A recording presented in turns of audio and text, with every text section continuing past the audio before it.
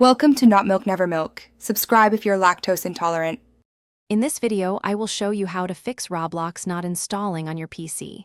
First, let's start with some essential checks. Make sure your internet connection is stable and working correctly, as a poor connection can prevent installation.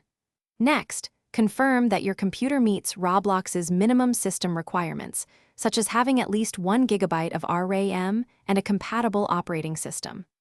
Finally, a simple restart of your PC can often resolve minor software conflicts, so give that a try before moving on. Now, let's clear out any old, corrupted data that might be interfering with the installation. Open your disk cleanup utility and remove temporary files, which can often accumulate and cause issues. Additionally, navigate to your Roblox cache folder, usually found in your app data directory, and delete its contents. This ensures a fresh start for the installation process. Also, confirm you have at least 500 megabytes of free disk space available for the game. Sometimes, security software can mistakenly block installations. Temporarily disable your antivirus and firewall before attempting to install Roblox again.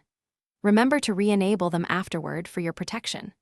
Also, right-click the Roblox installer and select Run as Administrator to ensure it has the necessary permissions to make changes to your system. Finally, ensure your Windows operating system is fully updated, as outdated systems can sometimes cause compatibility problems. If previous steps haven't worked, a clean reinstallation is often the most effective solution. First, completely uninstall any existing Roblox installations from your computer through the Add or Remove Program settings.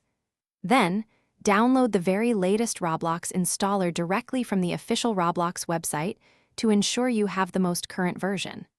Finally, attempt the installation once more, making sure to follow all the previous steps, especially running as administrator, for the best chance of success.